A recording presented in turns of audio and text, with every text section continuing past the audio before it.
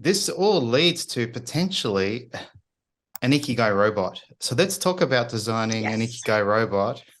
What needs to be considered an ikigai robot design?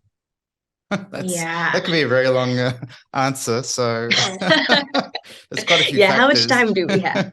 Mm, So, one thing that we want to think about starting with is building rapport between the robot and the person. When you start to talk about these intimate topics, such as ikigai, having a sense of general rapport is just going to ease that conversation. So, I think the opening, how the robot is introduced, is really important. So, that's one thing. And then it's really critical that the robot have information about the person. So it has some sort of model of how much ikigai that person has and what brings that person ikigai.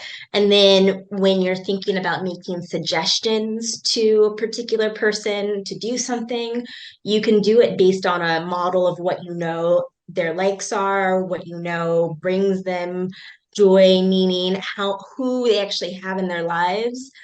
So that sort of information is really important. So these have to be individualized to some extent. There's no, I mean, we've said this, there's no one source of ikigai for mm. everybody, and there's no one ikigai model for everybody when you think about using AI. And then the robot also just needs to continually learn as well. So people's sources of ikigai do change over time. Mm. Other aspects of their life change over time. So the people in it, the community in which they're ingrained. And so that also should become part of the model as well.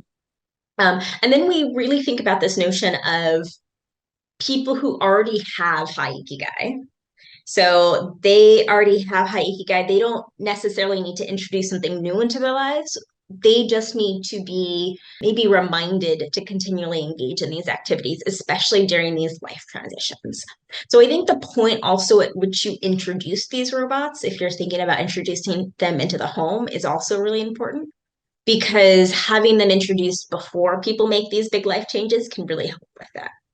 For people who actually don't have very much ikigai, having the robot suggest new things so we can think about sources of ikigai. How do we have the robot think about the three levels of ikigai that they have or may not have?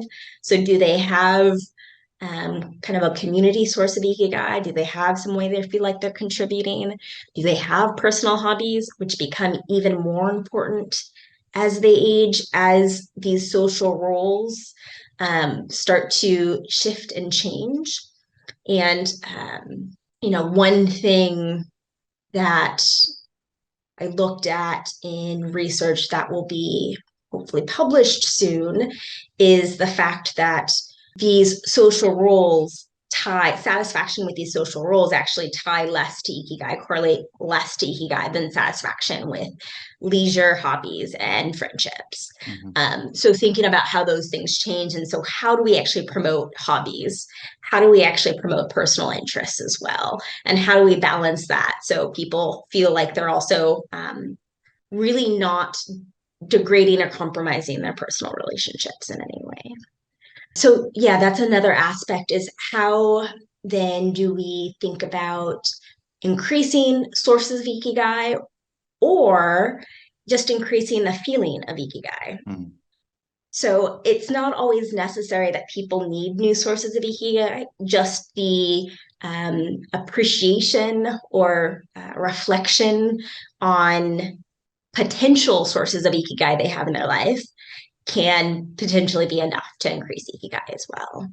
Yeah, this is interesting. So these robots almost cue people to remember, oh, that's my ikigai source, or why don't you ring your friend, or why don't you play some music, or why don't you exercise?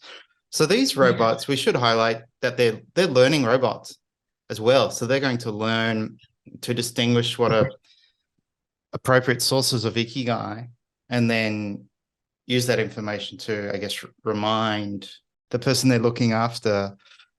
And I actually saw a documentary quite a while ago. It was an old couple, and they didn't want the responsibility of a pet, I think.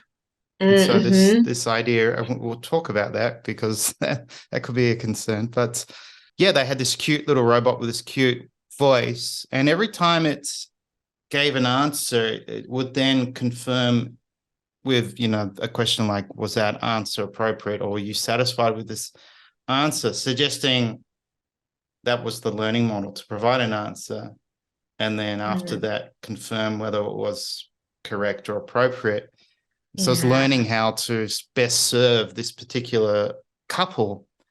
So I'm sure that's the case with these robots, or with a ikigai robot. It'll be learning so then it can best deliver or best help whoever they're looking after.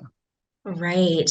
Yeah. So, like you said, it is really important to learn about the individual and having these suggestions confirmed by the individual. So, having the robot actually suggest something and the person giving the robot direct feedback is a really kind of clear and easy Hmm. way to then train any model on that. Did I get this right? Is this something you want to hear again? I think that also gives people more of a sense of autonomy as well because they feel like they're a little bit more in control of the experience and the interaction.